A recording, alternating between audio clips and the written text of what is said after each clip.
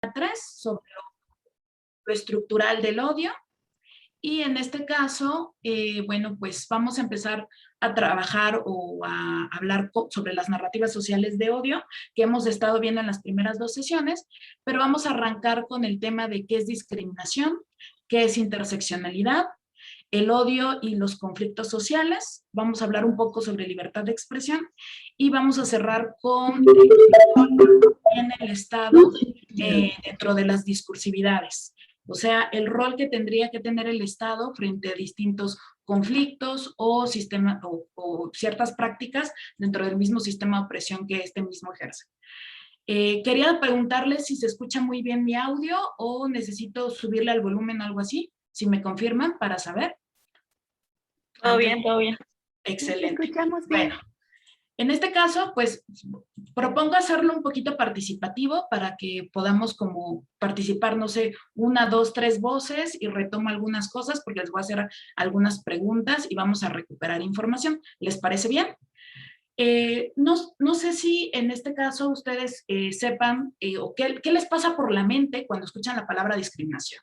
Me gustaría como que alguien participara, 1, 2 personas y retomo yo la palabra, si les parece esta dinámica. ¿Sí me escuchan por ahí? ¿Qué es lo primero que les pasa por la mente cuando escuchan la palabra qué es discriminación? La palabra discriminación. Un trato diferente, Gina, Okay. que Trato si es diferente. excluido de algo, que no hay una integración de los derechos, sino una exclusión. Perfecto. Bueno, pues vamos a hablar de la discriminación desde un enfoque que es muy importante. Cuando hablamos de discriminación, tenemos que entender que la discriminación a nivel nacional y a nivel mundial es un concepto, pero también es una práctica cultural, sociocultural, pero también es una estructura de un sistema que se da de manera impersonal. Se entiende que la discriminación es estructural porque se da de manera interpersonal, y es impersonal, de igual forma se da en todas las instituciones sociales, culturales, públicas, privadas, religiosas. Lo vemos inmerso en la cultura dirigida a excluir, como bien lo comentan, a delimitar derechos humanos, a violentar los mismos y de alguna forma marca las diferencias entre personas y grupos sociales. Porque lo que hace es reproducir ciertas prácticas del pasado que permanecen, porque hablar de discriminación es hablar de que está en las estructuras, pero es un proceso histórico que ha estado arraigado en las raíces socioculturales de un país o del mundo. Y tiene la característica muy específica de que al negar ciertos derechos, se muestra el reflejo de un proceso cultural, de un proceso sociocultural e histórico de un país. Es decir, que hay una serie de manifestaciones que hablan de los distintos procesos de socialización que tenemos en común las personas, que pueden ser el lenguaje, la educación, las prácticas de aprendizaje día con día en la vida cotidiana o en espacios formales e informales. Y dentro de estas mismas manifestaciones hay una serie de representaciones de abusos de poder, de simetrías de poder, que se van naturalizando. Es decir, que es una práctica que se da de manera sistemática, se da dentro de todas las estructuras, como bien lo comento, en muchas ocasiones se normaliza o se naturaliza como si este sistema normativo fuera algo que tuviéramos que considerar como parte de nuestra sociedad. Y que esta forma o esta práctica simbólica de dominación que la caracteriza con sistemas de opresión, tratos desiguales, faltas de oportunidad, que son reiteradas, porque estamos hablando de la falta de oportunidades reiteradas en distintas etapas de vida de una persona, porque hay personas desde que nacen hasta que mueren, viven situaciones de discriminación permanentes, así como pueden vivir situaciones de extrema pobreza o de pobreza, o en su caso, hay otras que simplemente en alguna etapa específica de sus vidas pueden vivir un acto de discriminación. Y que esto no es de manera regular, sino bajo un acto muy específico, muy en concreto. Entonces hablamos de las desigualdades. Hay una serie de argumentos que muchos políticos o muchas personas que son figuras públicas, que están posicionadas, desde donde están situadas, emiten cierto tipo de argumentos que por supuesto son políticos, pero también son de opinión pública, son de opinión pseudocientífica, a veces son médicas, a veces son estadísticas, y siempre tienen un argumento de motivo de discriminación con el fin de indicar ciertas prácticas o posicionamiento bajo una premisa de que hay personas superiores y hay personas inferiores. Y este tipo de situaciones se dan precisamente bajo prejuicios, estigmas y estereotipos sociales, es decir, bajo ciertos elementos iniciales que vienen de la forma de pensar de una persona. Ejemplo, por ejemplo, si yo les pregunto, ¿qué creen que sea un prejuicio? ¿Qué es lo primero que les viene a la mente con la palabra prejuicio? ¿Alguien que quiera participar?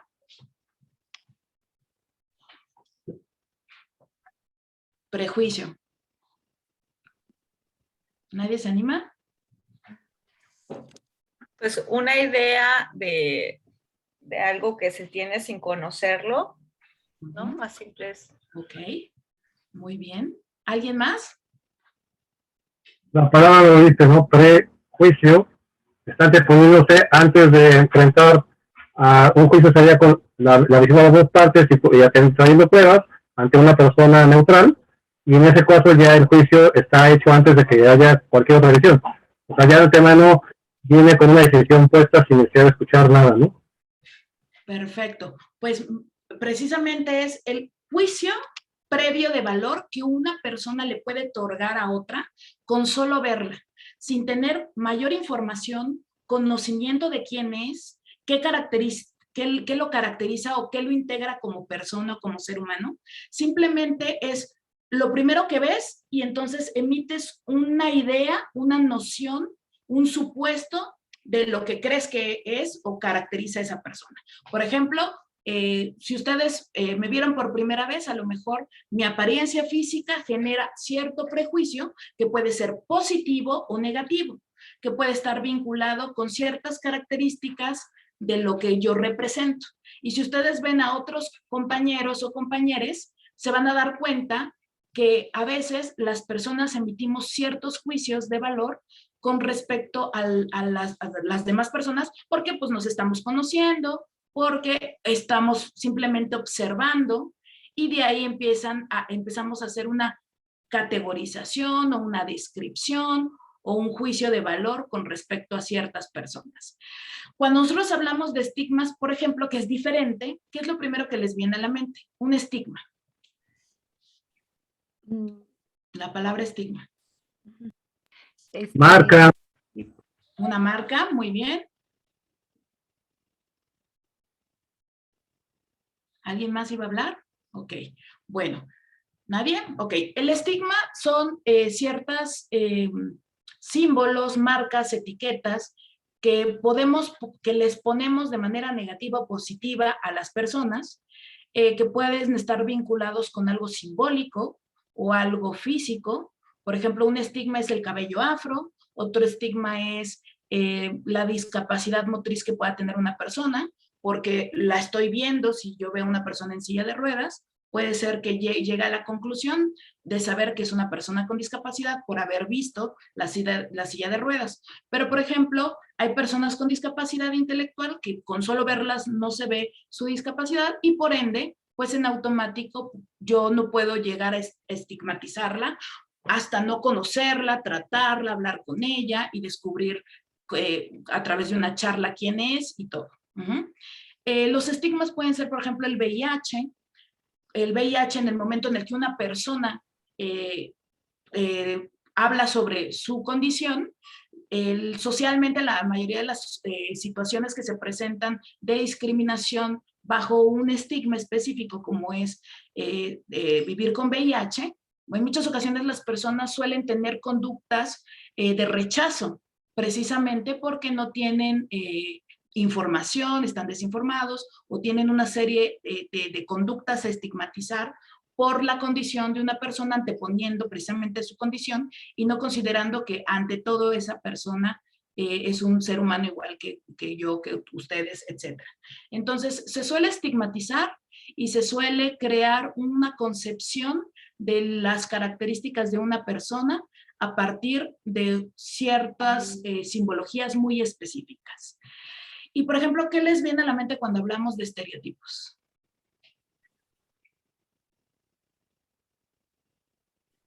Una modelo, Ok, una un modelo. superhéroe. Bueno, perfecto. Vamos a agarrar el ejemplo que pones, Iván, y vamos a poner estereotipos. Estereotipos, ¿qué es lo que debería de ser un hombre? ¿Qué es lo que debería de ser una mujer? Socialmente, ¿qué es lo primero que dicen? Las mujeres tienen que ser sumisas, delgadas, ¿qué más?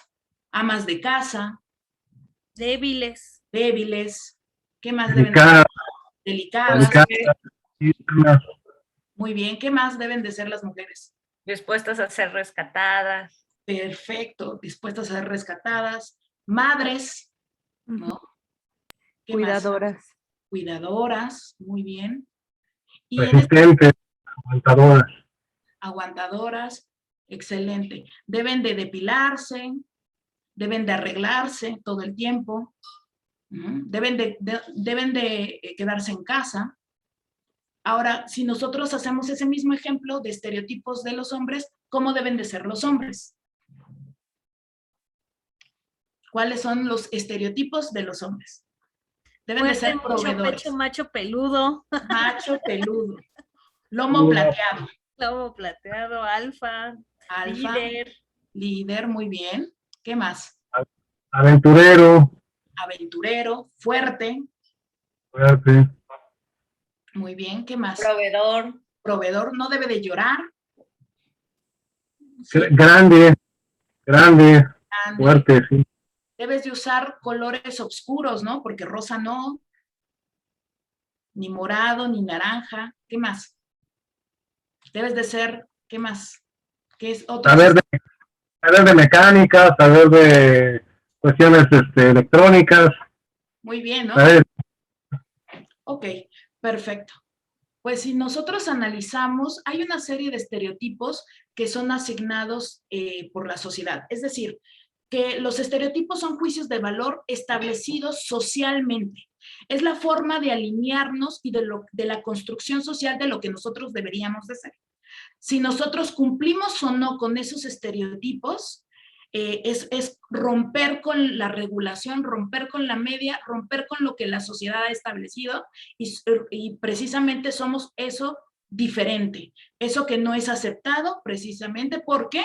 Porque no está considerando que socialmente, históricamente, hay conductas y comportamientos sociales que deberíamos de respetar. Entonces, los estereotipos, estigmas y prejuicios por sí solos no generan aparentemente ningún daño, pero cuando estos mismos se llevan a la acción es cuando pueden generar que se nieguen derechos humanos o, en este caso, la igualdad en el goce y ejercicio de ciertos derechos, en específico cuando se convierte en discriminación.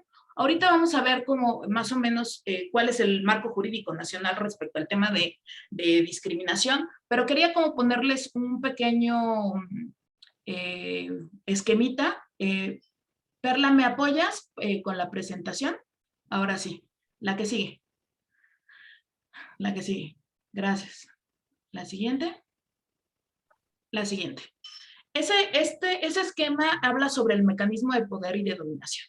¿Qué es lo que pasa socialmente? En muchas ocasiones las personas suelen colocarse en posicionamientos bajo esta premisa que yo les comentaba de lo que es superior y lo que es inferior. Las personas que se asumen como seres humanos superiores y colocan a otros como seres humanos inferiores. Yo les puse ahí el esquema y les voy a pedir que nos posicionemos justamente en el centro, en el yo. Cuando una persona desde donde se encuentra situada, comienza a pensar en el yo como persona importante, aquel que pues está sobre todo, porque es el que se valora. Entonces empieza a tener estas ideologías o estas ideas de superioridad bajo ese esquema. Pero si nosotros vamos abriendo el espectro, las personas que se sienten identificadas con ese afán de superioridad suelen reconocer a otras personas, las más cercanas. Entonces reconocen cuando tienes la misma nacionalidad, cuando tienes el mismo género, cuando profesas las mismas religiones, cuando hay cierta compatibilidad o ciertas características con las que compaginas, es cuando hay un reconocimiento de las demás personas. Y entonces ahí es cuando tú hablas de nosotros, nosotras y nosotros y nosotras, las personas mexicanas, las que estudiamos en la UNAM, las que estudiamos en el Poli. Hay como una necesidad de acoger y de reconocer a ciertas personas que están próximas dentro de tu mismo círculo de socialización, que te involucra y con quien tú convives o reconoces que son tus iguales o casi tus iguales.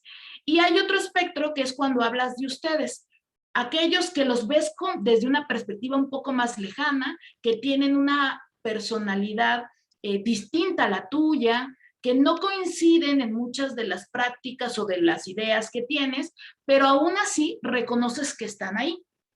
Y por último, tenemos el último espectro, que son los otros, los extraños, los que ves de manera despectiva, los que crees que no merecen, los que ves como en una posición de inferioridad, los ves lejanos.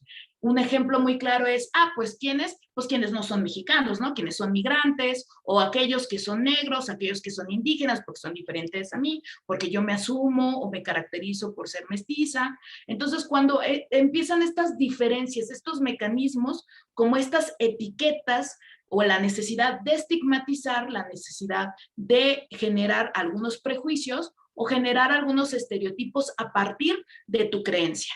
Entonces, algunos son reconocidos dentro de tu mismo círculo, pero otros simplemente son rechazados.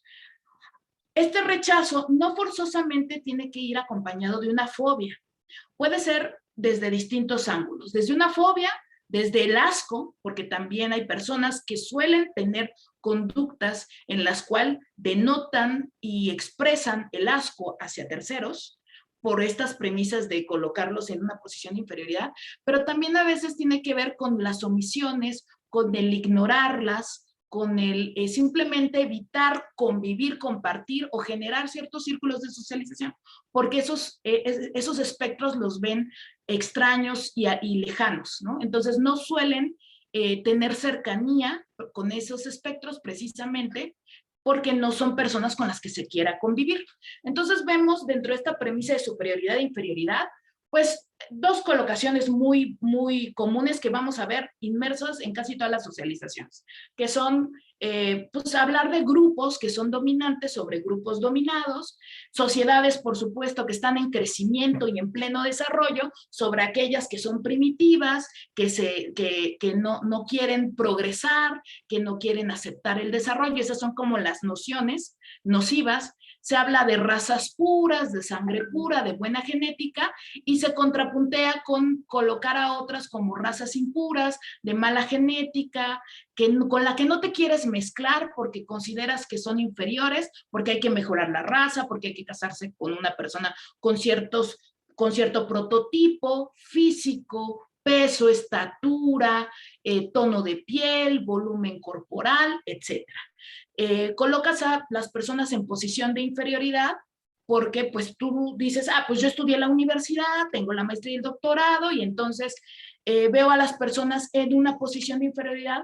Yo soy el que sabe, la persona que sabe, la que está informada, la que sí estudió todos los grados que fueron necesarios o que me dieron en la oportunidad realizar, y a las demás personas que no han terminado la titulación, las voy a empezar a minimizar, haciéndoles el comentario de que pues no se han titulado, que por favor dime doctora, porque bastante trabajo me tomó haber estudiado el doctorado, y nadie me va a quitar el título, entonces no me hables por mi nombre, doctora, por favor, ¿no? Entonces hay gente que suele tener esas conductas precisamente porque se están colocando en estos posicionamientos de superioridad e inferioridad, ¿no? O de, por favor, licenciada, porque si no me ofendo. Y dígame maestra, y si me mandan la solicitud del oficio, te lo regreso porque lo quiero que diga maestra, ¿no? Entonces vemos como todos estos comportamientos. Otro ejemplo muy claro es la supremacía, ¿no? Económica. También vemos supremacía de razas, ¿no? Aunque la raza como tal, como concepto, está como muy juzgado en cuanto a que no debería de utilizarse, que deberían de hablar de nacionalidades, de etnicidad, de racialización, de colonialidad y de otros esquemas.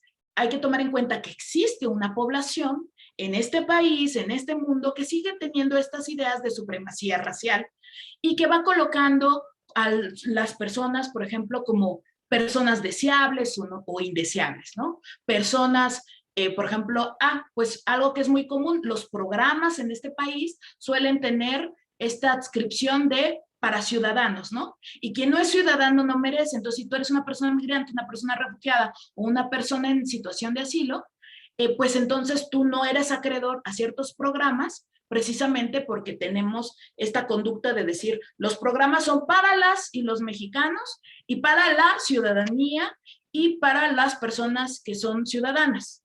Pero también vemos este vacío de información en donde vemos que ciertos otro tipo de programas o los programas federales no están contemplando a toda la diversidad del mosaico cultural que tiene la conformación del país. Y vemos cómo suelen colocar a las personas de los grupos originarios, como son personas afrodescendientes o afromexicanas, afrodescendientes o personas indígenas, en una posición de ciudadanos de segunda, como si no fueran importantes o valiosos. Y lo que tenemos que entender es cómo es que al final la discriminación es toda distinción, es toda exclusión, restricción o preferencia, que en este caso, bajo una acción o una omisión, al no quererlo hacer, al tener desconocimiento, o en este caso, porque te dieron una instrucción, porque te dieron una indicación, porque estás siguiendo un manual de operación, o porque en este caso forma parte de tus viejos procesos o son tus viejas prácticas las que están inmersas dentro de la misma ejecución, cuando se niega cualquiera de los derechos humanos, y por derechos humanos me refiero a todos los derechos humanos de la Convención Universal de Derechos Humanos, pero también estamos hablando del DESC, de la CEDAW, o sea, de todos los tratados, protocolos, convenciones ratificadas por México y otras tantas que han estado desde los años 70 para acá en labor dentro del mismo sistema. Entonces, tomar en cuenta que en muchas ocasiones la negación de los derechos humanos en específico, de acuerdo con el marco legal nacional, estamos hablando de que existen distintos motivos específicos por los cuales se discrimina. Y esos motivos casi siempre tienen que ver con el origen étnico, con el tono de la piel, con la cultura de las personas, con el sexo, con la edad, con el género, también con la discapacidad, con la condición social, económica, jurídica, cualquier tipo de práctica religiosa o cualquier tipo de creencia religiosa, por algunas características genéticas, por la situación de migración, de embarazo, al manejar un idioma, al tener distintas opiniones políticas o distintas opiniones en general. Uno se va dando cuenta cuando te bombardean en redes sociales por emitir cierto tipo de opinión, empieza como todo este odio de repente, que también suele ser incluso estructural, porque también lo vemos inmerso en las distintas estructuras. Y vemos cómo ciertos motivos específicos de discriminación son los motivos por los cuales se genera la violencia, se genera cierto odio, y la ley marca algunos, pero en realidad hay muchos más. Y entre esos está, por ejemplo, el racismo, la homofobia, la xenofobia, el antisemitismo, la segregación racial, la discriminación racial, y hay formas conexas de intolerancia. Cuando hablamos de formas conexas de intolerancia, pues puede entrar la lesbofobia, la transfobia, la demifobia, la bifobia, pero también entra el discurso de odio, pero también entra el perfilamiento racial, puede entrar el bullying, el mobbing, que es el acoso laboral, el acoso escolar, puede ser también el cyberbullying, que es el acoso, por ejemplo, en redes sociales de manera directa, el sexting y el grooming.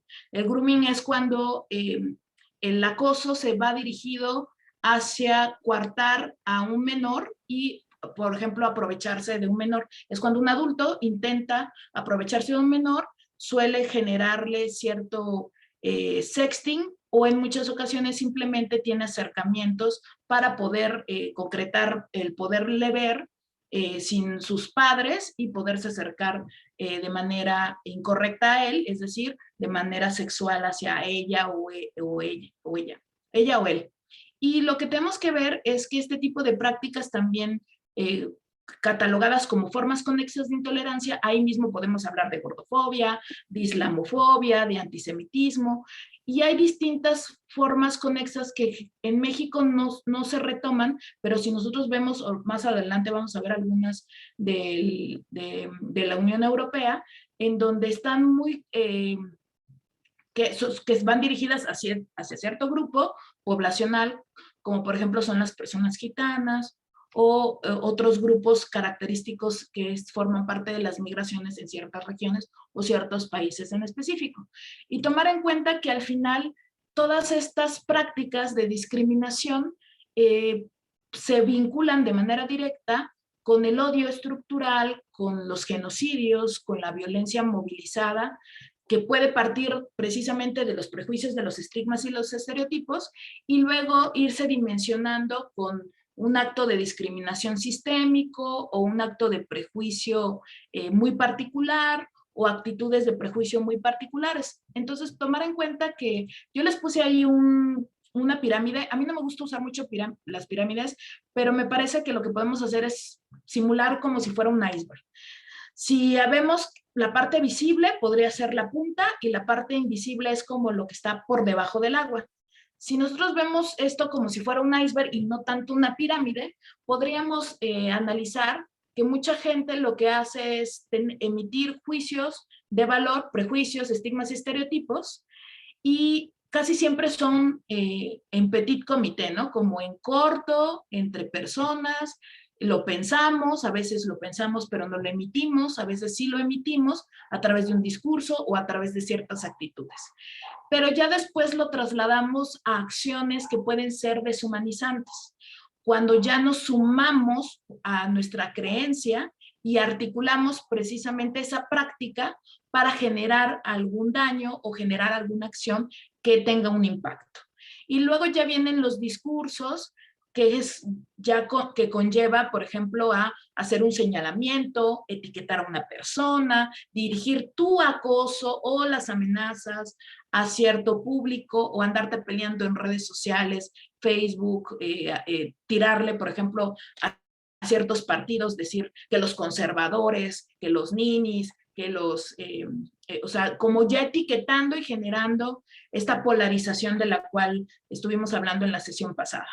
Y tomar en cuenta que esto se puede ir trasladando y ir creciendo, no porque venga en un esquema piramidal, sino que son varios elementos que pueden estar directamente en esa acumulación del iceberg, y puede generar violencia simbólica, violencia física, violencia en otras, estamos hablando no solamente psicológica, física, emocional, sino va más allá. Estamos hablando de violencia institucional, de violencia étnica, racial, obstétrica, o sea, hay como varios elementos que se pueden ver inmersos en ese iceberg. Y posteriormente, pues al escalar, pues llega a lo que son los genocidios. Entonces, no sé si con esto partimos como del concepto de qué es discriminación, y si damos pauta a continuar con el tema de la interseccionalidad para conectarlo con la discriminación. Ustedes díganme si tienen alguna duda o vamos bien. Yo quisiera preguntar algo. Hablamos con bases sociales, pero yo he querido entender cuál es la base psicológica para que existan estas cosas. O sea, necesitamos pertenencia a un grupo, ¿no? Hay estos ejemplos del cuate que dice: yo no soy supremacista blanco, pero si no me junto con los supremacistas blancos, me golpean los negros en la cárcel, ¿no? Si yo soy latino y no me junto con los de la M, me van a violentar los negros y me van a violentar los blancos, ¿no? Entonces, ¿qué tanto? En este caso es ejemplo, ¿no? Pero ¿en qué casos corresponde a una necesidad psicosocial de pertenencia más que separarme? La ropa se usa no solamente para distinguirme, sino para hacerme parte de y parecerme a algo y no parecerme a otra cosa, que al final de cuentas, pues yo soy manzana, no se espera, y vamos en el cesto de las frutas, ¿no? Pero soy manzana, ¿no?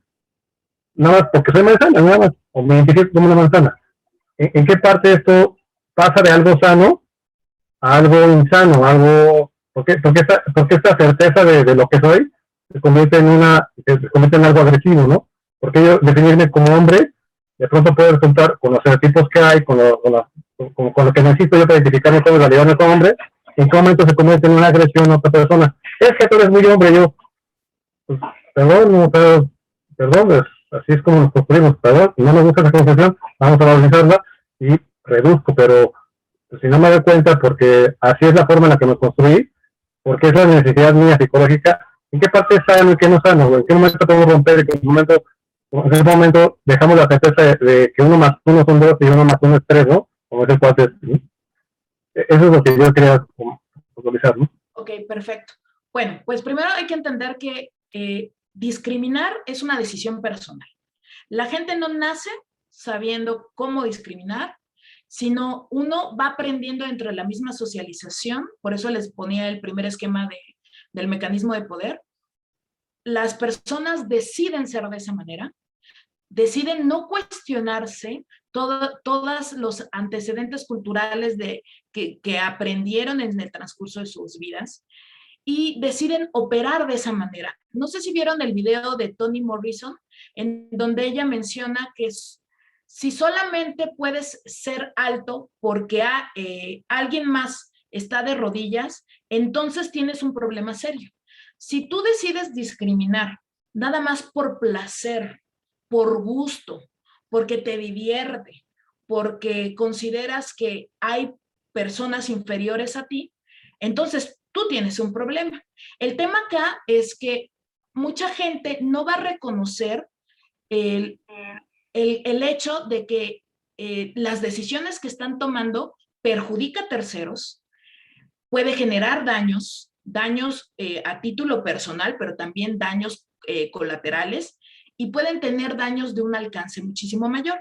Entonces, tomar en cuenta que al final las personas son quienes deciden tener estos comportamientos, aprender a modificarlos, a cuestionarlos, y es decisión propia de cada individuo, de cada persona, en modificar este tipo de comportamientos. Si las personas deciden no hacerlo, también es un tema de decisión. Muchas personas en esta sociedad han decidido no hacerlo. Simplemente no se lo cuestionan, o si se lo llegan a cuestionar, operan de esa manera.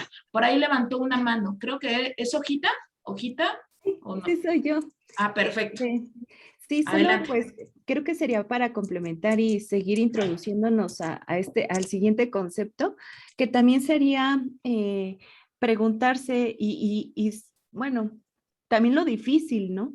De qué tanto puedo dejar los privilegios que me otorga,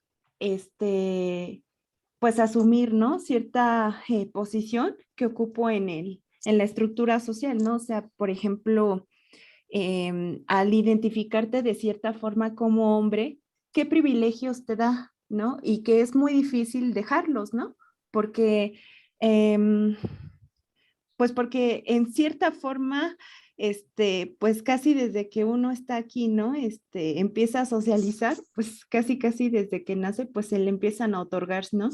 Y bueno, que claro, a veces es complejo, ¿no? Digo, si cuando se vive en contextos de mucha violencia, no sé, o sea, sí, pues también, ¿no? Ahora sí que yo como persona buscaría sobrevivir, pero de ahí a que, como nombraba también, me acordé ahorita de Hannah Arendt y la banalidad del mal, ¿no? O sea, ¿cuándo decido solamente obedecer? O tratar de tener algo de agencia, pero también qué tanto estoy dispuesta a sacrificar, ¿no? O sea, por ejemplo, al desobedecer, obviamente voy a ser castigada por esa estructura, ¿no? Por aquello que me oprime, o ante el mundo en el que intento sobrevivir, ¿no? Pero, o sea, yo creo que ahí, pues sería eso, ¿no? Los privilegios que por una parte estoy dispuesta o intentaré estar dispuesta a dejar, asumir las cosas que o sea, el castigo social, como sea que se manifieste, ¿no? Pero también que si yo dejo de colocarme en ciertas posiciones o trato de ser más abierta o dejar, ¿no? Ciertos privilegios, que a lo mejor el mundo se puede abrir de otras formas, ¿no? O sea, que puedo encontrarme o identificarme con otros seres humanos que resisten, ¿no? No sé, algo así pensé como en lo de Hannah Arendt y bueno, y pensar también desde los privilegios. Precisamente habla sobre también empatía y hace una fusión entre ser empático y dejar y comenzar a renunciar a los privilegios que tienes desde que naces, porque hay quienes los tienen desde que nacen. Si les parece bien, lo vamos a conectar ahorita tomando el punto que están mencionando sobre qué es la interseccionalidad. Perla, ¿me pones la siguiente diapositiva? Pues precisamente la idea es entender que a veces las personas, hay muchos temas o situaciones de vida que generan, o identidades, que generan que exista una intersección. ¿Qué es tener interseccionalidad? Es la idea de hablar de las desigualdades. Lo que puede ser igual, lo que puede generar igualdad y lo que puede generar desigualdad. Entonces, hablamos de que la interseccionalidad son esas ideas que la desigualdad y la opresión generan que atraviesen a un ser humano. Es decir, son todas esas historias de vida, esas características, esas identidades que atraviesan la vida de una mujer, por ponerles un ejemplo, o de una persona intersexual o de una persona demi en general. Son todas estas características identitarias que conforman el espectro de una persona. Estas características identitarias están vinculadas con sus prácticas culturales, sus prácticas religiosas, su género, su edad, su sexo. Y si se dan cuenta en el esquemita que está ahí, bueno, está muy pequeño, pero espero que alcancen a ver. La idea es hablar de todas estas categorías identitarias que al final pueden ser categorías sociales con múltiples dimensiones. Y estas dimensiones, pues precisamente las creó Kimberly Crenshaw, que incluso hay un videíto directamente en la plataforma, que habla sobre cómo se diseña este tipo de marcos o de espectros de identidades que al final coexisten o interactúan entre sí, se entrelazan o se atraviesan. Y ella ponía un ejemplo muy claro de cómo una mujer negra, siendo madre, esposa, hija, o sea, como todas estas características de espectro que la pueden atravesar, forman parte de un sistema en concreto que en el momento en el cual vive el patriarcado, la supremacía blanca, hay ciertas prácticas de opresión que las minimiza o les impide tener acceso al trabajo o tener acceso a un libre desarrollo de determinación como mujer negra. Y marca estos desafíos o estos supuestos desafíos, esta Kimberly, para intentar hablar de los movimientos feministas, como algunos movimientos feministas, algunas mujeres no negras, que pueden ser latinas o pueden ser europeas, suelen tener este comportamiento de generar un grupo hegemónico en donde se habla de la lucha de los derechos de las mujeres, pero en muchas ocasiones no suman las voces a las que ellas mismas denominan o definen como minoritarias, como si lo fueran, o en este caso como generándole un disvalor o hablando como si fueran pequeños grupos no tan visibles, y al no ser tan visibles dentro de la lucha, pues en automático las invisibilizan o las anulan.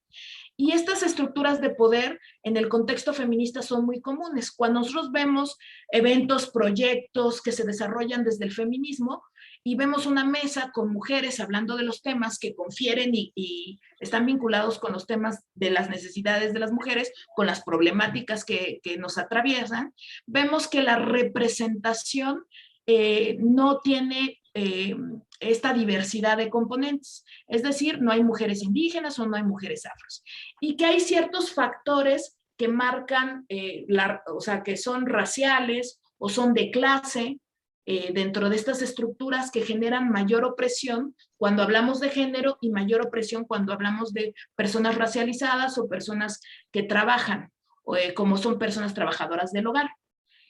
Y este tipo de prácticas dentro del lente de la interseccionalidad permite que en muchas ocasiones exista esta identidad de cruce entre raza, sexo, género, sexualidad, otros componentes. Al final se habla de un análisis de las estructuras, pero también aquí me gustaría dar énfasis en que también se puede hacer un análisis del odio dentro de estas mismas estructuras. Si nosotros analizamos el feminismo con esta perspectiva de acabar con el verdadero rango de opresión sobre las mujeres, y vemos que hay un alcance de comprender que todas las experiencias de las mujeres son importantes sin importar si son de la ciudad o si son de un municipio, si son de un estado, tomar en cuenta que la praxis de interseccionalidad de ciertas mujeres se ve marginalizada dentro del mismo movimiento. Y si esto no se rompe y no se intenta reconocer que hay una gama de diversidad de identidades que se tienen que tomar en cuenta, por ejemplo, las mujeres feministas blancas de clase media que sostienen el movimiento generalmente en este país, están dejando por fuera a otros grupos marcando estas desigualdades. Y eso lo dice mucho Audre Lorde, también Bell Hooks, lo dice mucho, precisamente porque la intención es romper con estas desigualdades que están persistiendo ahí, que están generando estas jerarquías de opresión con las que se quiere romper.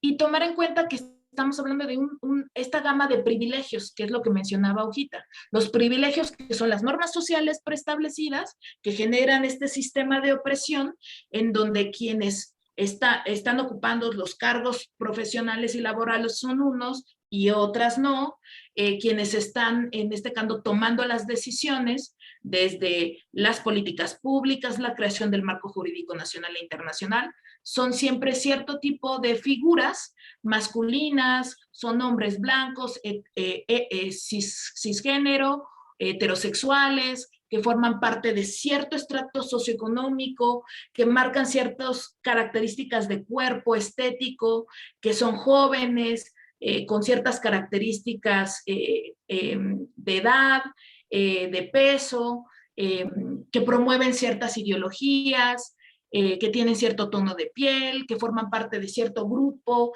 religioso en específico, que es el predominante en una región, etcétera.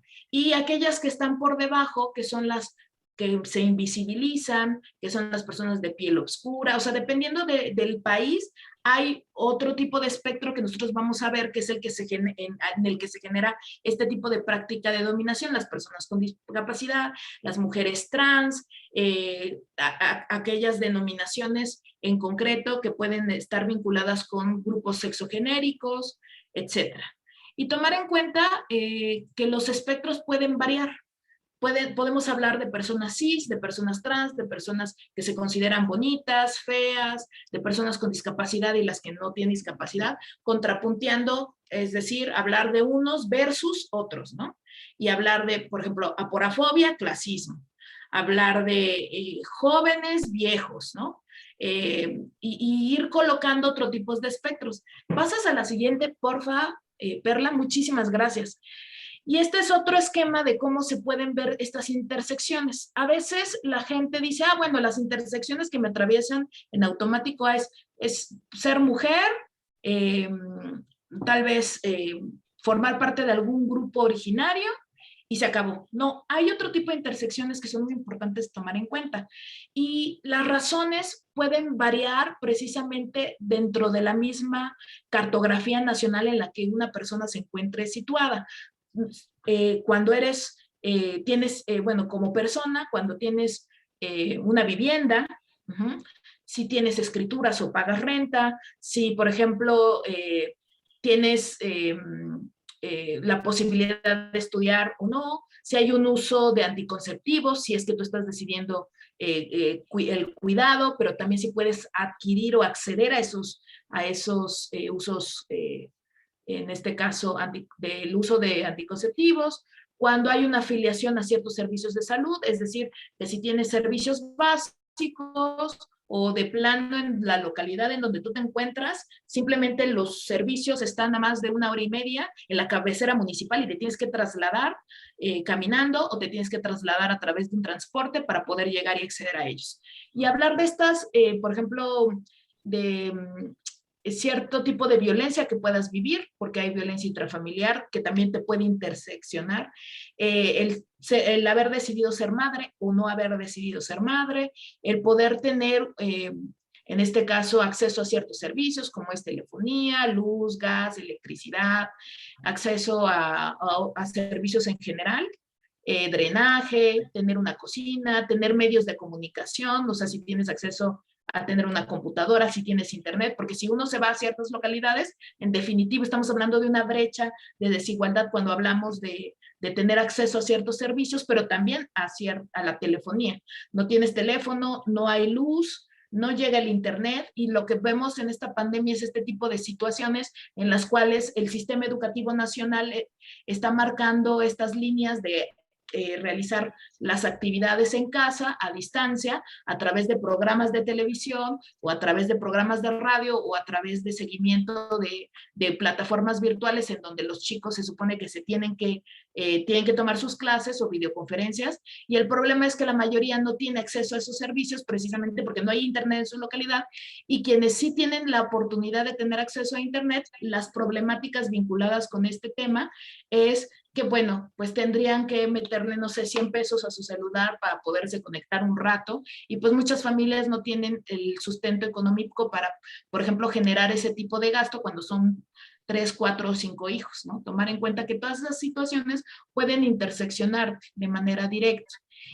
Y tomar en cuenta que al final, pues, puede generar que se den distintos conflictos. Por conflictos me refiero a distintos conflictos sociales frente a una pandemia o frente a situaciones en específico vinculadas con la política del país. No sé si tuvieron la oportunidad de ver en la plataforma a la página de memoria en Resistencia, no sé si le pudieron echar un ojito. Ahí se ven algunos de los casos históricos en este país de conflictos sociales que terminaron en genocidio o terminaron pues en situaciones muy fuertes de desapariciones forzadas, de desplazamiento forzado, de amenazas, violación de derechos humanos, etcétera. Si ustedes se acuerdan, bueno, pues me gustaría como si alguno quiere abordar alguna situación en específico, pero a mí me gustaría tomar en cuenta que, por ejemplo, el de Acteal, que habla sobre que es un grupo armado que genera un desplazamiento inicial, que es un desplazamiento forzado de una comunidad social, y que después de un tiempo de generarse este desplazamiento, se genera como un contrapunteo en el 97, después de haber hecho, por ejemplo, una serie de persecuciones en donde había por ejemplo, el desplazamiento se hizo inicialmente por la quema de casas, por el robo de las mismas, por amenazas para quitarles el territorio, por quema de sus cultivos, es decir, que hubo una previa práctica que es muy vieja en este país del odio dirigido hacia un grupo en específico para apoderarse del territorio y generar, en este caso, el desplazamiento. Y recuerdo que en este caso en específico, lo que es importante retomar es que en muchas ocasiones este tipo de prácticas de odio estructurales son ejercidas por el gobierno mismo, por el ejército, estamos hablando de Sedena, estamos hablando en muchas ocasiones de agentes encargados de hacer cumplir la ley, quienes toman este tipo de decisiones de manera oculta, bien organizada, y que estos grupos definen como un grupo totalmente extraño que se organizó en su momento, que casi hacen alusión a que no fue una práctica común, sino que simplemente aparecieron ahí y asesinaron a 45 personas, las ejecutaron, y a 21 mujeres, y que dentro de ese mismo había niños y que había bebés. Hay que tomar en cuenta que todo esto es orquestado y que este tipo de prácticas siempre están bajo estas líneas de simpatizantes que forman parte del ejército, que en este caso son contratados por el mismo gobierno, que suelen tener líneas muy claras de generar contrachoque, contrapunteo, para poder, en este caso, lograr sus cometidos. Lo mismo pasa con Aguas Blancas, donde hay como ciertas características para dirigir el cumplimiento de diversos acuerdos con los municipios, y entonces está involucrado el municipio, está involucrado el Estado, y siempre hay un mando, una cadena de mando.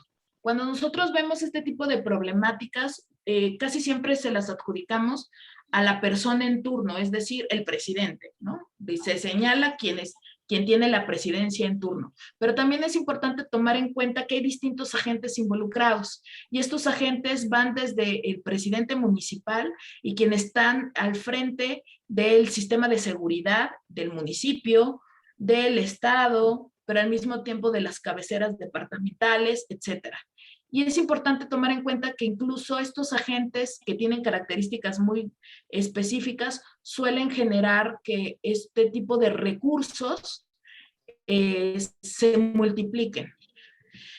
Por ejemplo, en el caso de Atenco, recuerdo que como el Ejército Zapatista es quien nos estaba apoyando en algún momento, pues el gobierno de manera directa empezó a desplegar una serie de agentes de seguridad estatal, pero también metió a operación especial, pero también se metió el ejército, pero también estaba fuerzas federales, y tomar en cuenta que todos estos cuerpos policíacos suelen tener la estructura del odio, es decir, el odio estructural dentro de las mismas raíces, dentro de las mismas prácticas, dentro de las mismas formas de operar, forman incluso parte de sus manuales de operación, aunque en el momento de hacer la práctica, aunque existan otros manuales en materia de protección y defensa de derechos humanos, los ignoran y operan de acuerdo a esta idea de criminalizar, señalar, castigar.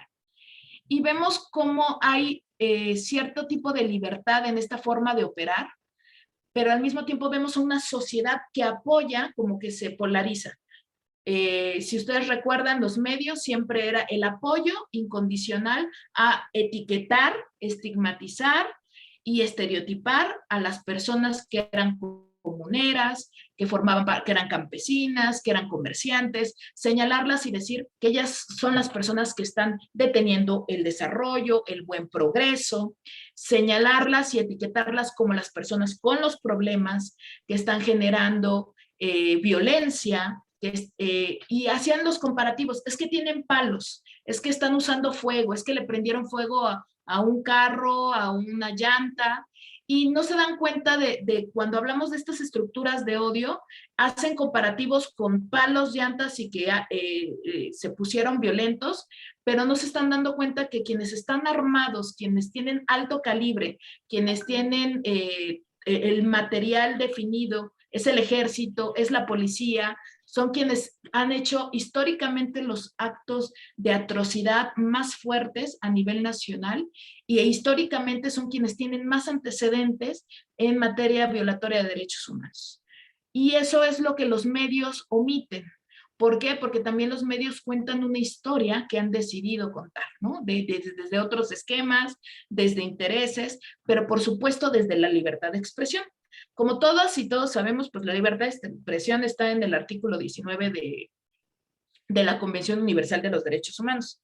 Sin embargo, hay unos elementos que el mismo ejército, los mismos policías, la misma sociedad no ha querido tener claro, que son los elementos fundamentales de que sí es un derecho esencial para todas las personas, que sí está protegido en el sentido de que el trato a nivel internacional, a nivel nacional y a nivel regional, la libertad de expresión para todas las personas es muy importante.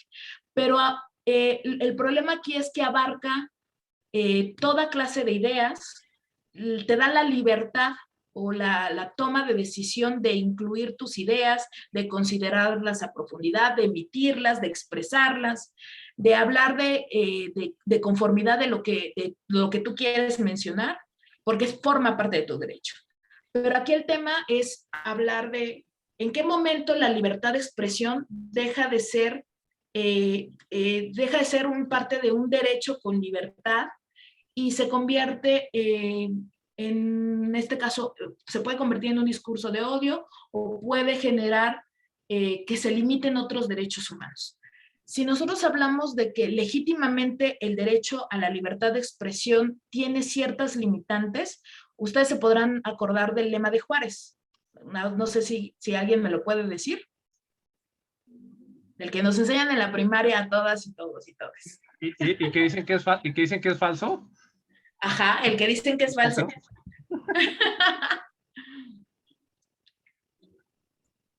¿Quién me lo dice? Es que a lo mejor me equivoco y no es el mismo, el del respeto, ¿no? El derecho ajeno, Es la paz. Muy bien. Es que también está por ahí lo del viento a Juárez. Entonces dije, no, pero sí es atinado.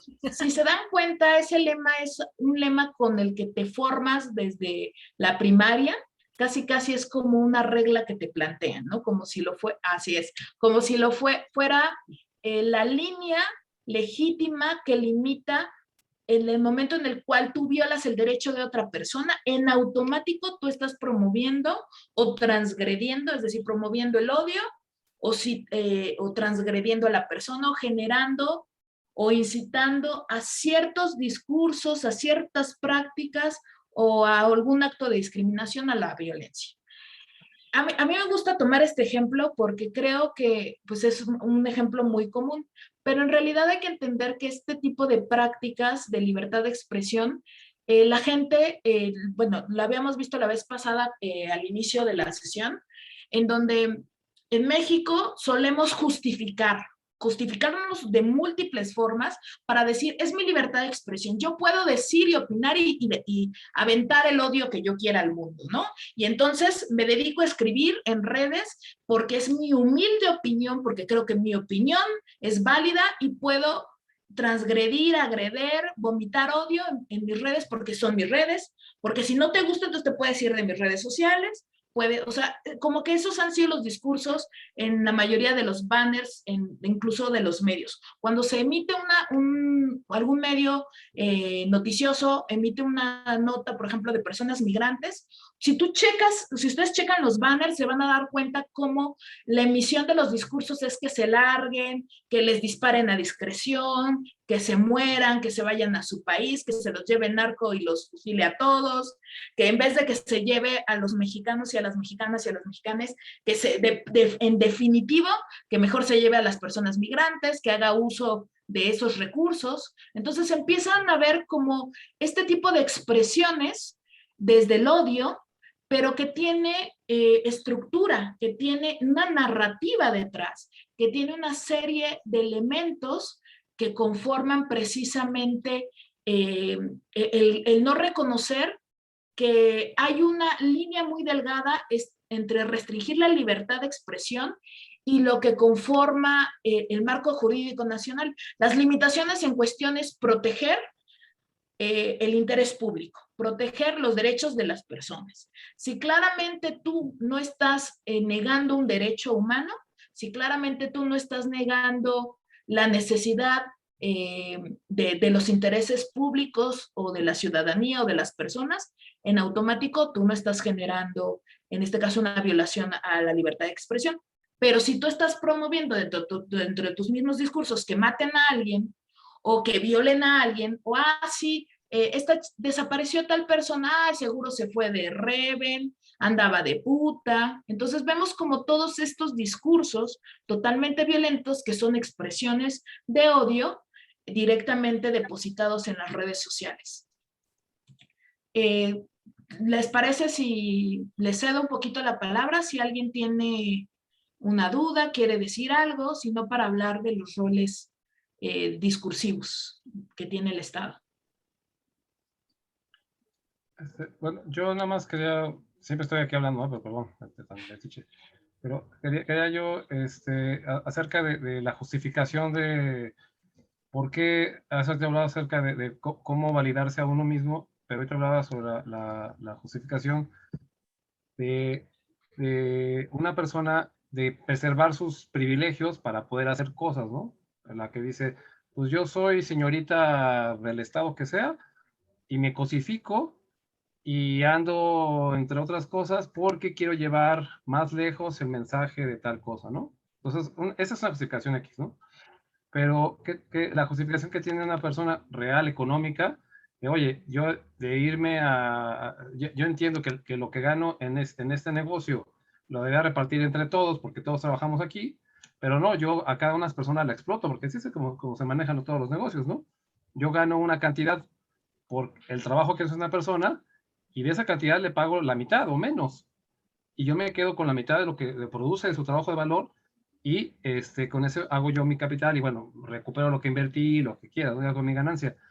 Pero en qué momento digo, no, sabes que aquí todos que dejamos en la cafetería, yo el dueño, la que es la dueña, vamos a cobrar todo lo mismo, la caja la partimos entre todos y felices. Entre limpieza, entre el que cuida, entre el más. Una posición, pues, sería como justa, ¿no? Porque todos trabajamos ahí, pero bueno, lo mismo que calificación de trabajo, no lo mismo el barista que el que barre, ¿no? Etcétera. Pero en ese momento, pues sí, hago una clasificación en la que no es una discriminación como tal, pero la particularidad de trabajo, solamente uno sabe hacer los cafés, el barista. Entonces, no voy a cobrar en un café a lo mismo que le puedo pagar al que barre que al que me hace café, porque el mercado me cobra más, alguien especializado. Entonces, en ese momento, pues sí, se sube a su ladrillo y dice, yo soy más que ustedes, compañeros, porque nos somos compañeros, compañeres. Yo sí sé hacer café y la gente viene a comer café, a tomar café. Entonces, yo puedo llegar más tarde, yo puedo pedir que tener un asiento para mí, y en esa especialización, estoy poniendo un café, ¿no? Pero eso pasa mucho con los servicios médicos, ¿no? Entre más especializado el especialista, más cobra y más sabe. Y bueno, pues yo no voy a dejar que me opere el cerebro a alguien que apenas acaba de terminar la licenciatura, ¿no? O no tiene siquiera la capacidad. ¿En qué momento cabe en la conciencia de las personas justificar sus privilegios para continuar su estatuto de vida? Y bueno, sobre todo en ese, por ejemplo, que había puesto de la MIS, dice, yo sé que yo no hago nada por la paz, pero soy un estandarte para decir que en mi gente, en mi pueblo, la gente está mal, ¿no? Y esa es su justificación para volar en jet, y esa es su justificación para usar vestidos de miles de pesos, esa es su justificación para anunciar bebidas carbonatadas. ¿En qué manera puede valer una parte sana de esa justificación? Por ejemplo, me está diciendo la barba, yo soy hombre, uso barba, ¿no? La verdad es que es una joda, pica la barba, pero también es una joda estarse rasurando todos los días. Entonces, afortunadamente, ahorita está de moda la barba y puedo usar la barba y ya no tengo que rasurarme diario, ¿no? Que era lo que hacía cuando empezó a salir vello. Ok, Iván, acuérdate que estamos hablando de narrativas sociales de odio, que empezamos a hablar de qué es discriminación y tomar en cuenta que no todo es discriminación. Discriminación solamente es cuando se viola un derecho humano, por motivos que ya les platiqué, y les hablé de las intersecciones que pueden generar un acto de discriminación. Después abordamos lo que es el odio y los conflictos sociales. Nada más mencioné muy poquitos conflictos sociales porque pues, la idea era que ustedes los hubieran checado. Lo que tú me estás mencionando no tiene que ver ni con un acto de discriminación, solamente lo podría yo conectar con lo que son las intersecciones de una persona, pero en realidad creo que tú lo estabas retomando solamente de hablar desde los privilegios, y lo que te cuestionas en este caso es preguntar en qué momento uno se desprende de esos privilegios para comenzar a generar empatía. Yo hace ratito te comenté que depende de la persona. Hay personas que han decidido ser así y no están dispuestos a cambiar. Y es una decisión que se asume consciente, y hay otros que lo asumen de manera inconsciente. Entonces, las prácticas, esta vieja práctica de generar odio, de generar un acto de discriminación, de generar estas diferenciaciones, parten de la idea de una construcción colectiva, pero al mismo tiempo parte de esta construcción individual de premisa de sentirse superior. Y si esa persona no quiere cambiar, no lo va a hacer nunca. Hay personas que incluso, ahorita vamos a ver con los roles del Estado, que incluso su discurso está tan bien estructurado que anteponen sus necesidades, sus creencias, sus ideologías para poder llevar a cabo procesos a nivel colectivo, a nivel regional, estatal, municipal o dentro de un mismo país, bajo ideas muy concretas, ideológicas, anulando por completo el bien común de la sociedad o el bien colectivo. Simplemente toman en cuenta en concreto las decisiones que ellos consideran que son pertinentes. Y se acabó. Entonces, si te parece, rescato tu participación ahorita con los roles del Estado para ponerles un ejemplo para no atrasarnos. En este caso, con los roles del Estado, pues ustedes saben qué es la ultraderecha, ¿no? Que es la extrema derecha radical, con términos políticos, son como esta forma de describir un movimiento o un partido político que promueve ¿qué cosa? Ciertos discursos nacionalistas, son patrioteros, algunos son chauvinistas, por ejemplo en Europa, suelen ser ultraconservadores o conservadores, incluso consideran en muchas ocasiones desarrollar ciertas ideas extremistas. Si nosotros hablamos de que pues esa es la ultraderecha, pues la derecha suele ser, como decimos, está un poquito alejada, pero sigue estando dentro del mismo espectro de qué son las políticas de derecha bajo una serie de segmentos de espectro político con jerarquías, en donde se vuelve a reproducir esta idea de qué es lo natural, la familia natural, las personas que nacen solo hombre, mujer, el ideal de lo que es ser un ser humano, como si hubiera una línea muy específica entre el pasado y que como todo el pasado funcionó y era el ideal dentro de una construcción económica, religiosa, tradicional, se tiene que recuperar ese pasado. Y las personas que suelen vieron el video de los líderes de extrema derecha de Europa, que hablaba de que Abascal está en España, que está Le Pen en Francia, que en Alemania está Weldel y Waldan, no me acuerdo ahorita, Galden. Y que en Hungría hay otro líder de extrema derecha, que está también, hay otro en Italia. No escuché, ¿alguien dijo algo? No, entró Berenice, pero no ha parado. Ok.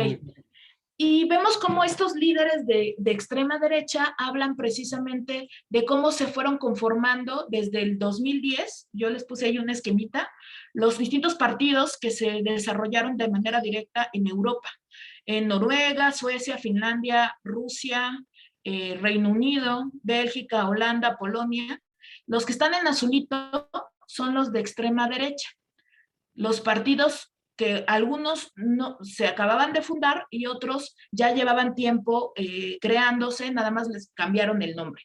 Pero tienen esta ideología muy marcada con ciertas ideas de ir decidiendo que pues las personas lesbianas, gays, bisexuales, transexuales, intersexuales, demisexuales, queers no forman parte de sus campañas políticas ni de las políticas públicas de diseño instrumental para atención a esta población, que tampoco incluyen a las personas migrantes porque suelen ser antiinmigrantes.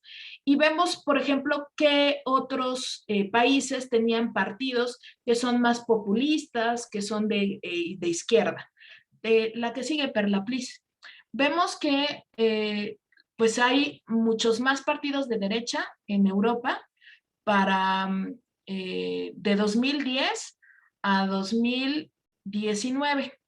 Y posteriormente, la que sigue, con base al video que estaban viendo en la plataforma, pues se habla de que algunos partidos lo que hacen es empezar como a describir, ya no hablar solamente de derecha y de izquierda, sino de hablar de otros espectros. Por ejemplo, hablan de extrema izquierda, algunos que son socialistas, pero siguen siendo de izquierda, algunos que son países que se consideran a favor de la ecología, regionalistas, siguen siendo de izquierdas, algunos se centran que son más liberales, y ya luego vienen aquellos que se denominan como de derecha.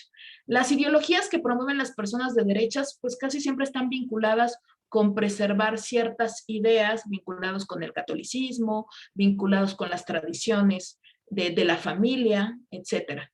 Y lo que vemos es que muchos de los conflictos sociales en México también están vinculados con la derecha en el país. Si nosotros hacemos una revisión de cada uno de los casos de conflicto que estaban dentro del portal de memoria, de Actal, o sea, de las que estaban ahí, ustedes se van a dar cuenta que las personas, los gobiernos en turno, son de derecha, son liberales, o sea, están en ese espectro.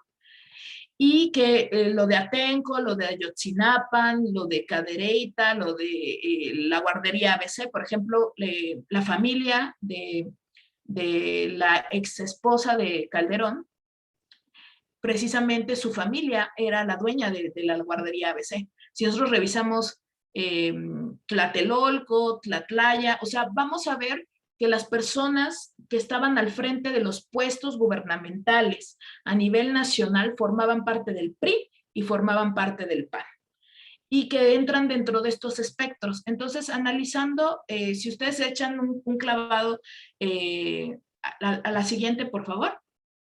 Gracias.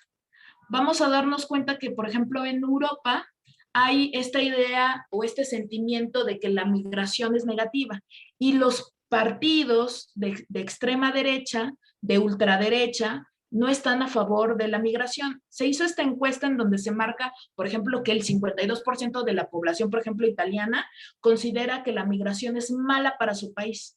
Y la mayoría del marco jurídico nacional implementado va en contra de la llegada de personas migrantes. Y se suelen tener este tipo de comportamientos precisamente porque quienes están en el poder son de ultraderecha o de derecha y van generando una serie de políticas públicas para contrarrestar con cosas tan mínimas como que no, que si llega algún barco con personas migrantes, no les permitan el acceso, o en este caso para permanecer, no dar visas, no permitir que se den, en este caso, estancias para asilo o para refugio, y se van dando este tipo de comportamientos con base a una recabación de datos estadísticos, preguntándole a la ciudadanía si están de acuerdo o no están de acuerdo.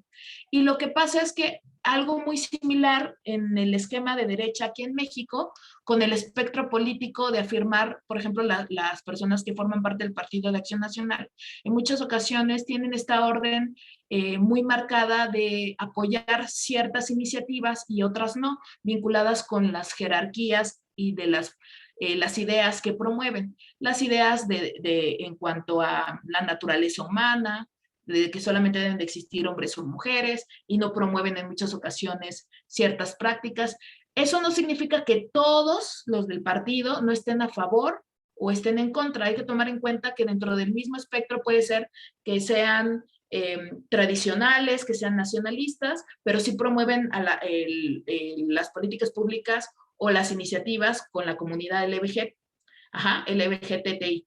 O puede ser que en algún momento no promuevan, por ejemplo, el aborto, o puede ser que vayan articulando dependiendo de sus iniciativas tradicionales que promueven valores nacionalistas o morales católicos o conservadores o patrióticos, van a ir colocando sus votos a favor, los senadores y diputados, o sus votos en contra, dependiendo precisamente de estas líneas muy concretas que hablan sobre el tipo de partido que son.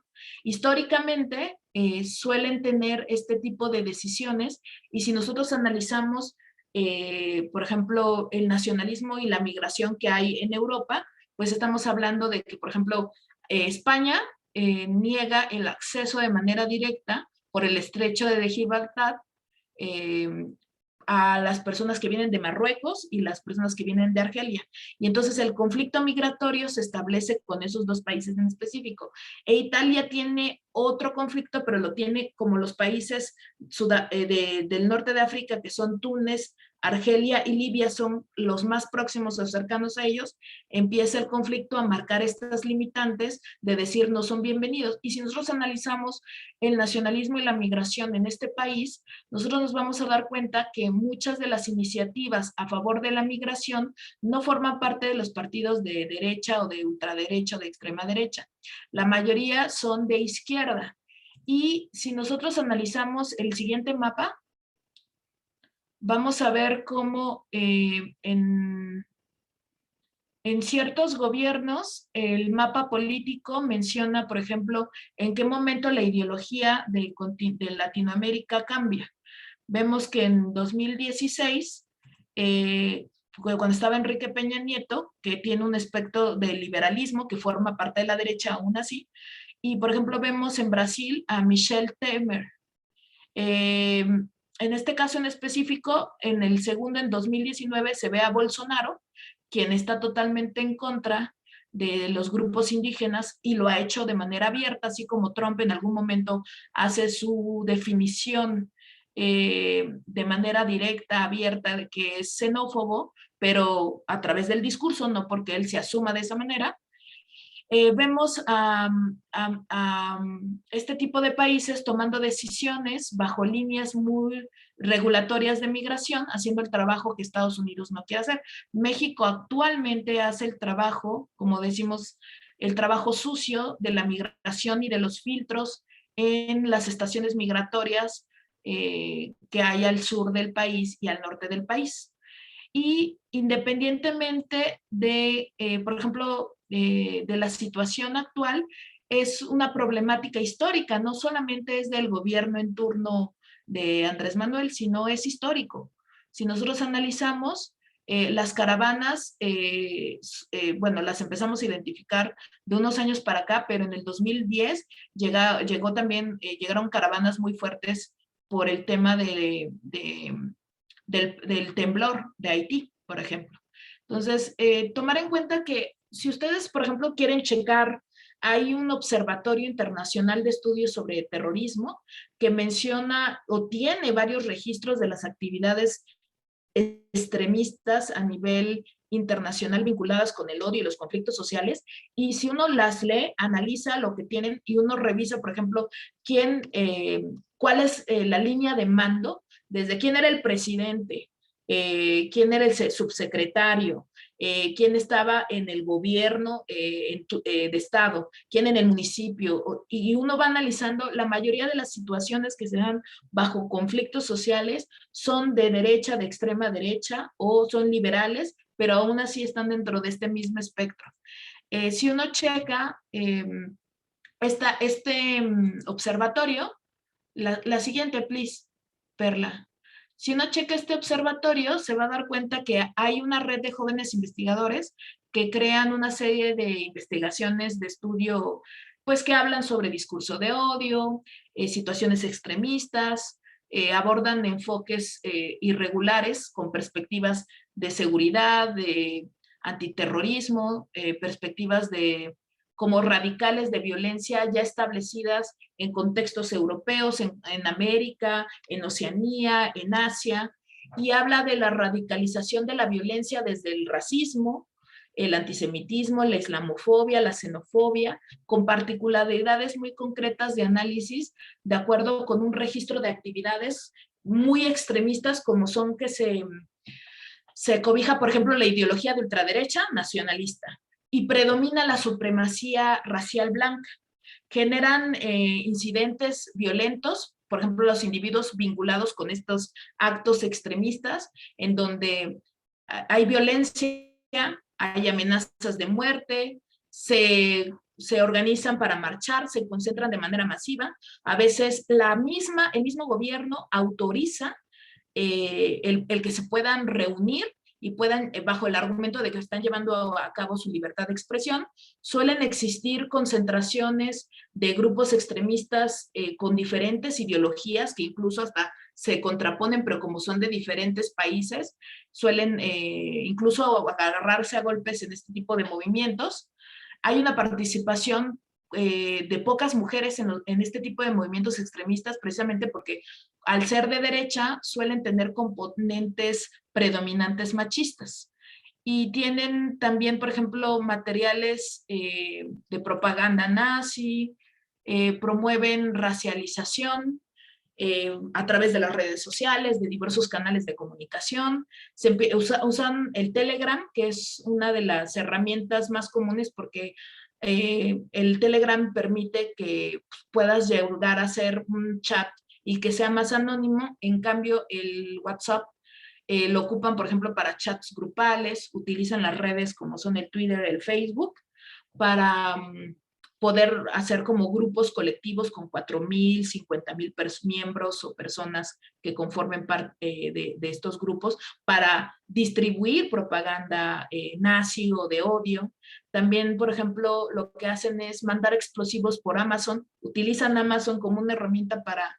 Y vienen referentes muy interesantes porque al final, pues te hablan de las demarcaciones de proveedores de servicios de línea, que crean páginas, cuáles son las páginas, cómo hacen el robo de armas militares, de lanzamisiles, metralletas, granadas, a los mismos gobiernos en turno, que también la policía está coludido con esos mismos gobiernos, muy similar a lo que nosotros vivimos, pero bajo otro tipo de realidades, por supuesto.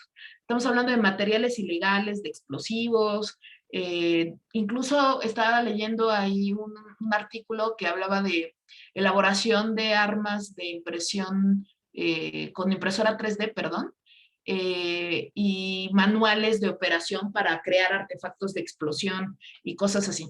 Entonces, al final, pues, lo que ellos están haciendo es organizarse de manera colectiva, hacer una serie de entrenamientos ideológicos, tácticos, a veces que sí implican el uso de armas, en otras ocasiones no. A veces la policía y los gobiernos, los cuerpos policíacos están involucrados, en otras hay una suplantación de identidades. Son crímenes violentos, pero hay que tomar en cuenta que el contexto nacional sí marca líneas muy claras de narrativas sociales de odio en el país, en este caso en México. Y Perla, ¿le pasas a la siguiente, please? Por ejemplo, este esquema de narrativas habla sobre que las expresiones de odio, en este caso, tienen un contexto, y cuando hay un agente de odio que lo lleva a otros niveles a través de un discurso, hablamos de que hay una serie de narrativas que construyen historias, que promueven categorías, pero al mismo tiempo hay la necesidad de que se apruebe de manera social.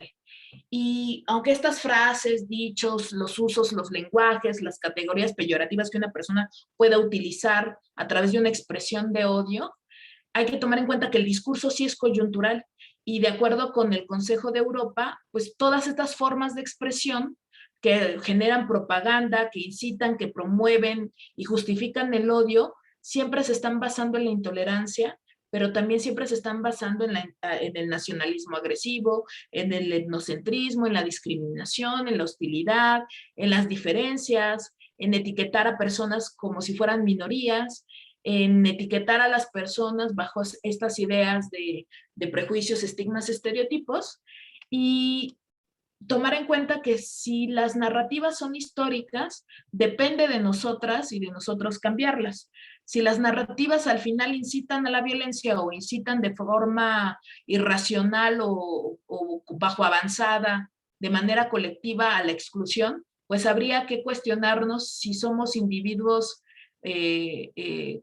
con esta necesidad de cambio, o vamos a seguir trasladando los mismos discursos como si hubiera individuos moralmente deseables o individuos o personas moralmente indeseables. Y si vamos a seguir reproduciendo estas ideologías de pensamiento, de conceptos o de mensajes o de hashtag o de memes, frases, expresiones que motivan al odio, habría que replantearse pues si estas narrativas realmente las podemos desarticular.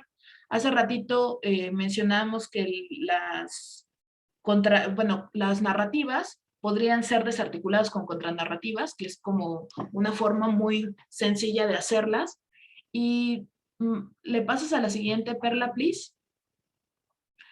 precisamente haciendo un análisis de estas preguntas, que son las que Manuel les compartió la vez pasada. Si nosotros analizamos permanentemente ciertas narrativas de odio, cuestionándonos quién lo está diciendo, ¿no? ¿Quién habla? ¿En qué momento lo está diciendo? ¿Cuál es el contenido de ese mensaje? ¿Con qué fin lo hace? ¿Cuál es el impacto, la consecuencia? Al final, analizar qué alcance va a tener si esa persona tiene una plataforma para poder posicionarse o generar un mayor impacto, pues tenemos que tomar en cuenta que el contexto social es muy importante y los patrones de comportamiento también. La siguiente, Perla. Si nosotros vemos las narrativas de odio contra las mujeres, vamos a ver este tipo de memes que son, pues al final solamente son expresiones. No sé si la alcanzan a ver, la alcanzan a leer. ¿Sí? Ok. Nos pasamos a la siguiente. Lo que podemos ver es, con este tipo de memes, es que existe, estas son expresiones, ¿no? Los cólicos es un castigo en este caso, para las mujeres, por ser culeras, mamonas, ¿no? O que eres fea, pero además eres pendeja, o que las mamás, las madres luchonas, no merecen cierto tipo de trato porque son mujeres irresponsables, ¿no? Vemos este tipo de expresiones. Pero, ¿qué hay detrás de este tipo de expresiones? La siguiente. Vemos expresiones de odio. No sé quién me puede ayudar con esta diapositiva. En la expresión de odio, la primera. ¿Alguien la puede leer? Sí, expresión de odio. Ay, seguro andaba de fácil, por eso las matan. A ver, ¿quién más? La siguiente. Sí, Las mujeres decentes no se exponen al salir de noche. Ok, ¿vemos la diferencia entre una expresión de odio y un discurso? Ok, la primera es dirigido hacia una persona en concreto, como si fuera un juicio de valor, un prejuicio sin conocer a la persona desaparecida. Y el discurso de odio es generalizado, el estereotipo de que las mujeres que salen de noche no son decentes. Y la narrativa de odio que vemos de fondo, ¿cuál es? ¿Quién me apoya con esa? yo. Los hombres pueden disponer del cuerpo de las mujeres cuando quieran. Es parte de su naturaleza. Ok, perfecto. Vemos la narrativa de fondo que es histórica, que es generalizada, que tiene un mayor impacto, pero que además es patriarcal, tiene una estructura de hablar de naturaleza, como si las mujeres debiésemos de cumplir con cierto prototipo, cierta naturaleza, al ser mujeres. La siguiente, please. En este caso, les pongo un ejemplo de narrativa de odio y de discurso de odio y les voy a pedir que alguien de ustedes diga una expresión de odio. La narrativa de odio. Las mujeres no están hechas para trabajar, de hombres. ¿Qué? Así es su biología. Deberían de quedarse en donde les corresponde, en su casa, es decir, en la cocina. Esa es la narrativa de odio. Y al lado vemos un discurso de odio. No son feministas, son feminazis. ¿Alguien me puede dar una expresión de odio vinculada con este tema? ¿Qué se les ocurre? Sí, ahí voy. Vete a la cocina a hacerme un sándwich. Perfecto. Sí vemos la diferencia entre de una narrativa que es histórica en concreto, que engloba no solo el todo, el contexto, y en este caso el discurso de odio tiene que ver con el estereotipo de señalar a cierto grupo, que son a quienes, a las mujeres feministas. Si nosotros analizamos qué hay detrás de una narrativa que puede ser misógina o machista, podríamos hablar de cosas muy básicas como son que una persona formalice o se comprometa a mantener una relación monógama, pero engaña a su esposa. O se textea sexualmente con alguien que no es su pareja, que busca entablar segundas relaciones afectivas o engañosas, que tiene distintas parejas emocionales o que acosa sexualmente a personas en redes sociales, que manda packs sin consentimientos, es decir, porque le dio la gana, de repente le manda 3 packs a diferentes chicas, que ve porno, que cree que las labores de la casa son responsabilidad únicamente de las mujeres o de su madre, de nadie más, o sea, que él ha decidido no hacerlo, que aprueba, por ejemplo, cuando un hombre entra en un debate, aprueba la conversación de él, pero anula por completo la conversación de las mujeres, o hace mansplaining, o se convierte en un depredador sexual o en un agresor sexual. Suele tener estas conductas de señalar y de victimizar o revictimizar a una persona que fue víctima de una violación y la hace ver como si fuera una persona culpable, que es lo que en muchas ocasiones vemos en redes sociales, que señalan es tu culpa, ¿para qué sales con falda? ¿Para qué sales a esa hora de la noche? Las niñas bien deberían de estar en casa, las niñas bien deberían de estarse cuidando, no deberían de salir solas. Entonces vemos cómo se crea una narrativa totalmente misógina y machista vinculada con todos estos elementos. Por ejemplo, que una persona identifica este tipo de narrativas porque pues uno analiza, bueno, tengo un grupo de WhatsApp en donde todos los hombres mandan pack de chicas, de sus novias, de sus amigas o de sus parejas sexuales.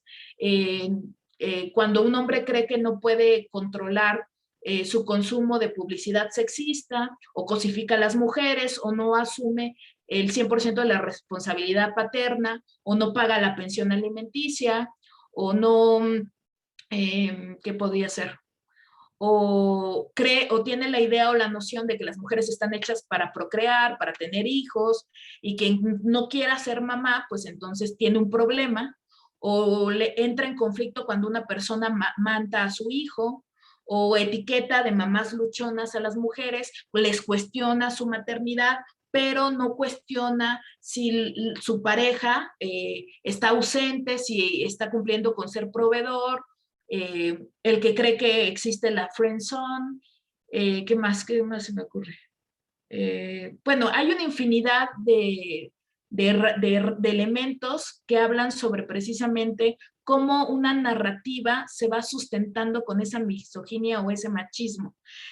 Y vemos cómo las narrativas suelen tener este tipo de elementos, y uno puede desarrollar listas interminables de cómo cada una simple narrativa tiene un sustento histórico que va acumulando una serie de elementos de cómo las personas se comportan respecto socialmente a ciertos comportamientos contra las mujeres o contra los sexos divergentes o contra las niñas, niños y adolescentes. Si quieres, vamos cerrando, Perla, please, porque ya me di cuenta que nos pasamos por mucho, discúlpenme. En este caso, la siguiente, Perla, please. Nada más para que ponerlas como ejemplo, porque es precisamente el ejercicio que estaba en plataforma que les voy a encargar que hagamos para que la siguiente sesión lo retome Manuel. Ya lo platiqué con él. La idea era hacer la técnica con ustedes, pero como en este caso no lo hicieron en plataforma, vamos a preferir mandarlo en la siguiente sesión. Por ejemplo, en este caso, pues el plan es ir analizando como estas narrativas que van en contra de las personas sexodivergentes. La siguiente, Perla, para que las vayan viendo, igual y les sirve de manera creativa para irlas abordando en la siguiente sesión. Vemos las narrativas de odio del Frente Nacional de la Familia. La siguiente, las narrativas de odio dirigidas a los ninis, ¿no? A las niñas, niños, adolescentes, jóvenes. La idea de que pues las personas son generación de cristal, esa etiqueta totalmente que se usa como un discurso de expresión de odio en las redes sociales, de que no te gusta, no aguantas nada, te aferras a hacer un cambio innecesario, ¿no? Usar lenguaje incluyente, que es inútil, que la RAE ya dijo que no, que el uso descriptivo de que adultocéntrico, de que tú no sabes nada por ser joven, no sabes lo que dices, no sabes lo que quieres, no estudias, no trabajas, no puedes opinar, casi no te sabes sustentar en este mundo y entonces no voy a escucharte. Y vemos como este comportamiento de reduccionista, porque al final es eso, de restarle valor a las personas. La siguiente, Perla, yo creo que ya nada más le vamos dando clic para que los vayan viendo. La siguiente, vemos con narrativas contra los niños, contra los pueblos originarios. La siguiente.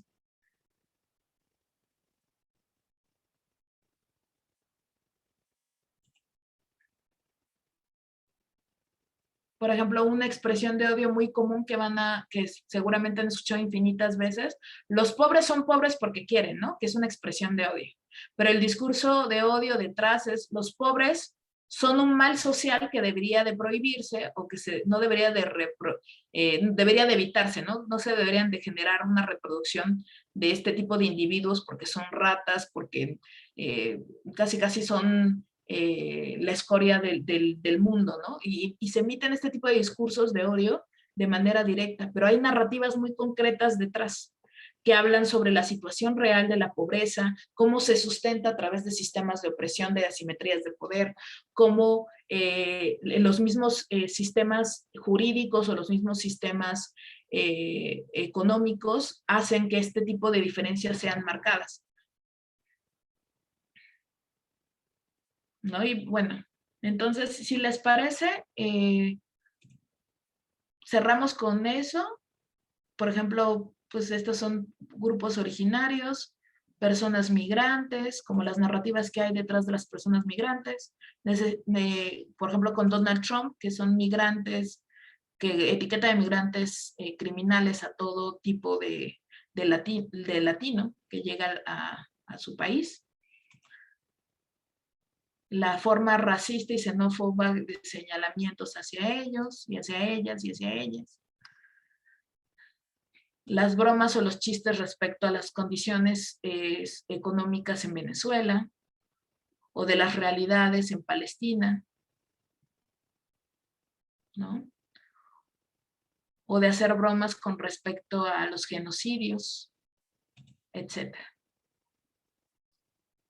Ya en la siguiente sesión, si les late, pues hacemos ya el ejercicio que faltó para que lo puedan hacer. Está en el tema 3, justo al final, para que se metan en los foros y se supone que se tienen que meter 3 personas en cada foro para poder hacer este ejercicio, ¿vale?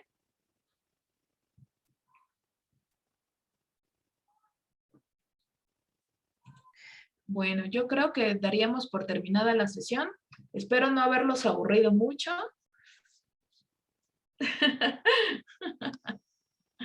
Y les agradezco muchísimo el poder haber estado aquí, el haber escuchado los temas, y nada más tomen en cuenta que sigue siendo un proceso introductorio, pero conforme vamos a ir avanzando, vamos a ver ya un poquito más las particularidades, los ejemplos más en concreto, y vamos a poder articular la creación de contranarrativas, que es creo que lo importante de este curso.